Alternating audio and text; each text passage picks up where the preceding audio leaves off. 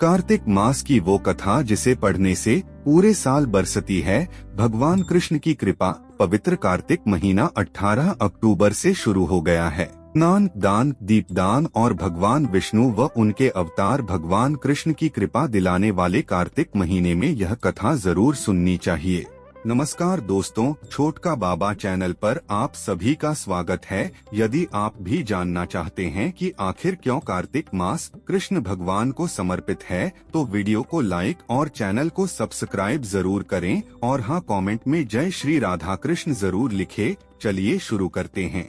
हिंदू धर्म में कार्तिक महीने को बेहद महत्वपूर्ण और पवित्र माना गया है। इस महीने में अलसुबह स्नान करने, फिर तुलसी पूजा करने, भगवान श्री कृष्ण की पूजा करने, दीपदान करने का बड़ा महत्व है। मान्यता है कि कार्तिक मास में भगवान श्री कृष्ण और देवी राधा की विधि विधान से पूजा करने, भोग लगाने और व्रत कथा पढ़ने से पूरे साल आशीर्वाद मिलता है। इस साल कार्तिक महीना 18 अक्टूबर से 17 नवंबर तक रहेगा। यहाँ सुने कार्तिक मास की कथा। कार्तिक मास कथा। पौराणिक कथा के अनुसार जब देवर्षि नारद श्री कृष्ण से मंत्रणा करके चले गए, तब हर्ष से गदगद होकर सत्यभामा ने अपने पति श्री कृष्ण से कहा, हे स्वामी, मैं धन्य हूँ, मेरा सफल जीवन धन्य है। मैं अपने को कृतकृत्य समझती हूँ। मेरे जन्मदाता वे माता पिता भी धन्य हैं, क्योंकि उन्होंने निसंदेह त्रैलोक्य सुंदरी मुझ सत्यभामा को जन्म दिया है। इस सुंदरता का ही प्रभाव है कि आपकी 16,000 स्त्रियों के रहते हुए भी मैं आपको विशेष प्रिय हूँ। केवल इसी के लिए मैंने कल्पवृक्ष के साथ आदि पुरुष आपको विधिपूर्वक संकल्प कर नारद के लिए उस समय समर्पित कर दिया था, जब संसार के लोग कल्पवृक्ष का नाम तक नहीं जानते थे। वही कल्पवृक्ष उस समय से मेरे आंगन में लगा हुआ है। हे मधुसूदन, तीनों लोकों के स्वामी भगवान लक्ष्मीपति की मैं अतिशय प्रियतमा हूँ, इसलिए मैं आपसे कुछ पूछने की इच्छा करती हूँ। यदि आप चाहते हैं तो मेरे प्रश्न का उत्तर विस्तार पूर्वक मुझसे कहिए, जिसे सुनकर मैं अपना कल्याण करूँ। मुझे वह उपाय बताइए जिससे कल्प पर्यंत भी मेरा एवं आपका वियोग कदापि न हो। श्री सूत जी ने कहा कि इस प्रकार अपनी प्रियतमा सत्यभामा की बातें सुनकर श्री कृष्ण जी मंद मंद मुस्काने लगे। सत्यभामा का हाथ अपने हाथ में लेकर हास परिहास के साथ कल्पवृक्ष के नीचे पहुँचे और उस स्थान से सब सेवकों को हटा दिया। सत्यभामा की ओर देखकर हंसे, साथ ही पूछा कि क्या वह उपाय सुनोगी। सत्यभामा भगवान के इस अनुराग को देखकर संतुष्ट और पुलकित हो गईं और कृष्णचंद्र जी भी सत्यभामा को देखकर गदगद हो गए।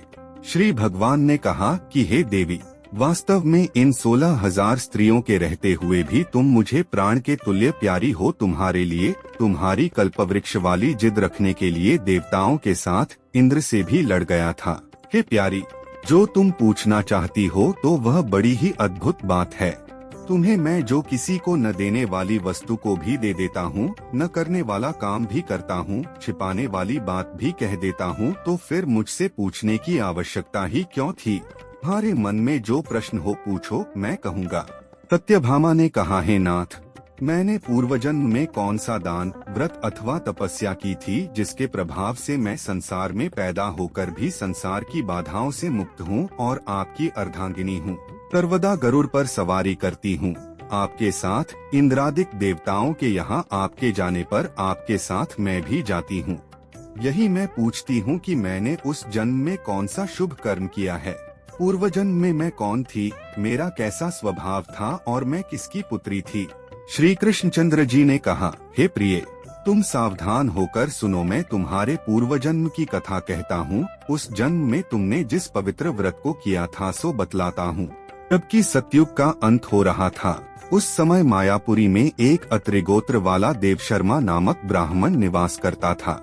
वह समस्त वेदों तथा वेदांगों में पारंगत, अतिथि पूजक, अग्निहोत्री तथा सूर्य नारायण का व्रत करता था। सर्वदा सूर्य देव की उपासना करने के कारण वह दूसरे सूर्य की भांति देदीप्यमान था। उसको वृद्धावस्था में गुणवती नाम की एक कन्या उत्पन्न हुई। देवशर्मा को उस पुत्री के अतिरिक्त कोई संतान नहीं थी। उसने अपनी पुत्री का विवाह अपने एक शिष्य चंद्र के साथ कर दिया। पुत्र विहीन देवशर्मा अपने शिष्य चंद्र को अपने पुत्र के समान मानते थे और जितेंद्रिय चंद्र भी देवशर्मा को अपने पिता के सदृश समझता था। एक दिन चंद्र और देव शर्मा दोनों कुश और समिधा लाने के लिए वन में गए और इधर उधर घूमते घूमते हिमालय के समीप एक उपवन में पहुंच गए। तब उन्होंने एक विकराल राक्षस को अपनी ओर आते हुए देखा। उसे देखकर ये दोनों भय से व्याकुल हो गए। शरीर के अंग शिथिल हो गए और वे भागने में असमर्थ हो गए। तमस्वरूप उस राक्षस ने उन दोनों को मार डाला। हमारे गणों ने उस क्षेत्र के प्रभाव और उन दोनों के धार्मिक स्वभाव के कारण उन दोनों को बैकुंठ धाम में पहुंचाया। जीवन भर उन दोनों ने जो सूर्य देव का आराधन किया था, उसी से मैं उन पर बहुत प्रसन्न था। हे प्रिय, शैव सूर्योपासक, गणेश के पूजक, वैष्णव और शक्ति के पूजक, जैसे वर्षा का पानी समुद्र में गिरता है, उसी भांति ये सब अंत में मेरे ही समीप आते हैं। अकेला मैं ही नाम और क्रिया के भेद से 5 रूपों में विभक्त हूँ।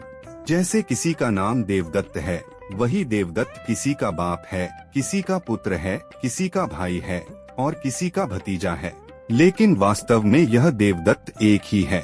अस्तु, सूर्य के समान तेजस्वी वे दोनों मेरे बैकुंठ में आकर रहने लगे।